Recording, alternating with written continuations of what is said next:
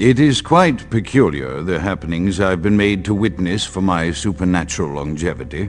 I am thinking of one unfortunate phenomenon in particular, of unique interest to my station, both as a professional and as a sufferer of this vampiric condition. It seems the stream of time has begun to erode the moorings of my chosen course of study, for the methodologies that gave birth to psychology are slowly disappearing.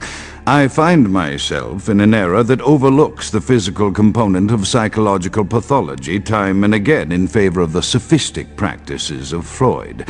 Phrenology, dactopintilism, and the rest of the old guard has fallen by the wayside, its champions all silenced in death, with my unique exception. Would that I could make my voice heard again, although it may be suspicious should I return to popular medical discourse 50 years after my apparent death. No, better that I continue my studies into the psychoses in secret. One day, may I hold up my own cure as validation of the methods.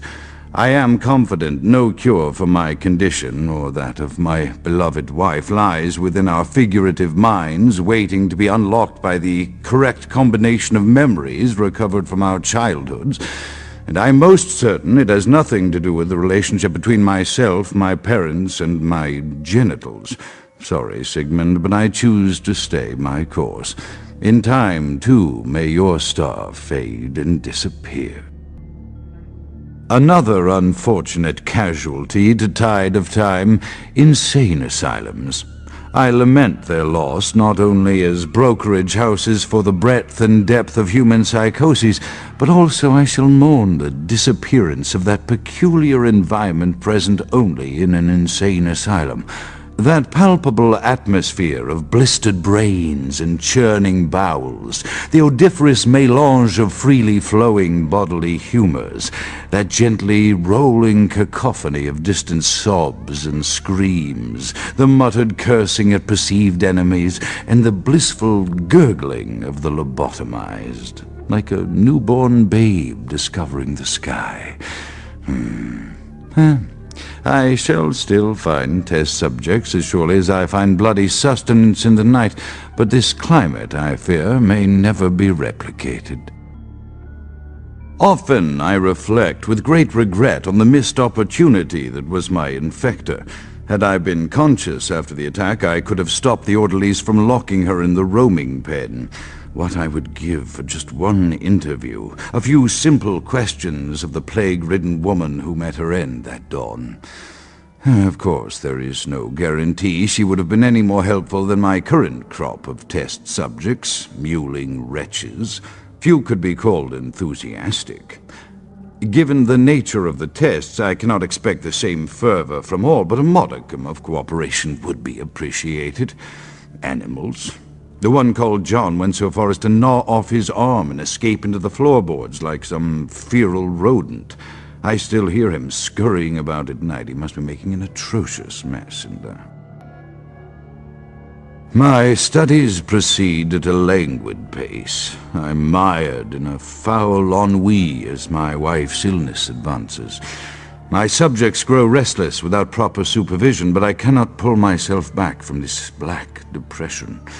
How many nights I've wasted now, gazing from the tower walk, pondering the frailty of existence.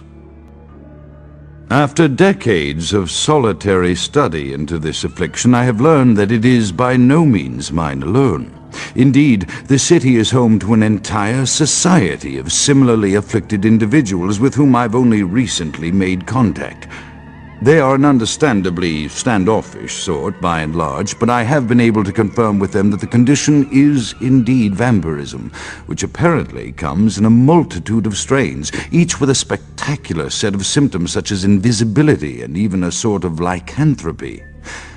Through numerous official interactions with the governing body of this secret society, I have concluded that their fundamental understanding of the vampiric condition is woefully lacking and mired in suspicion and pseudo-religious dogma that would make a Turk balk for its strictures. Indeed, they seemed impressed with my studies and the eloquence with which I was able to present them.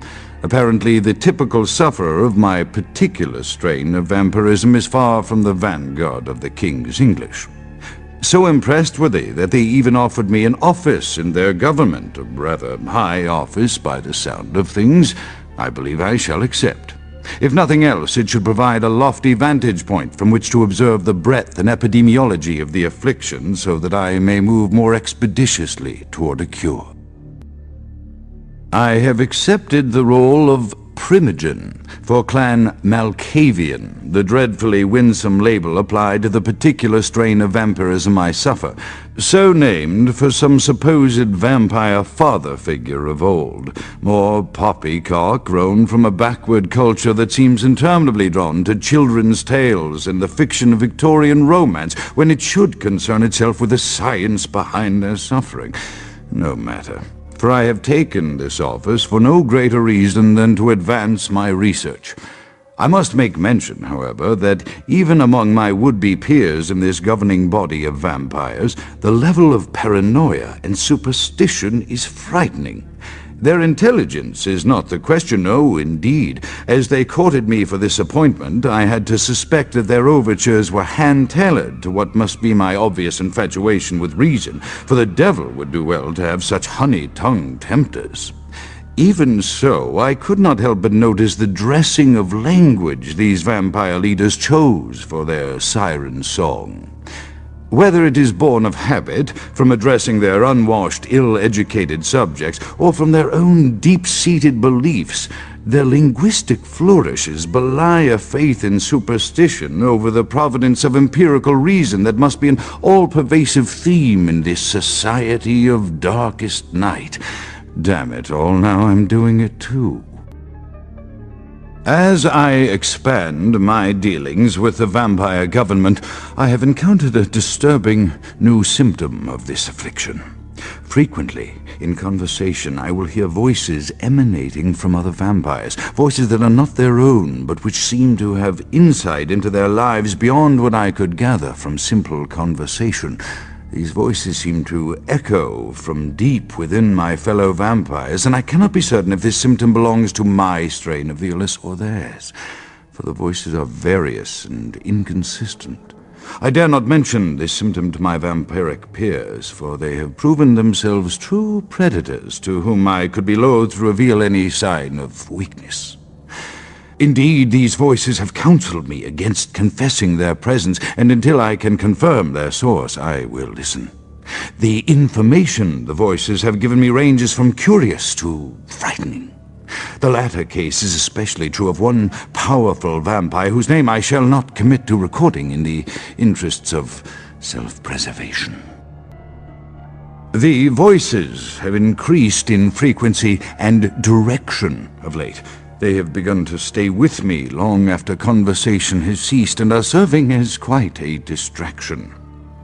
I fear others are beginning to notice my preoccupation at the vampire gatherings. I am thinking again of the particular vampire of whom I spoke previously, who I dare not name for my growing fear. If the voices are to be believed, then my caution is warranted, for they speak of his blackest crimes, both past and future. More than once I have seen the suspicion in his eyes and heard the distrust in his voice when speaking with me.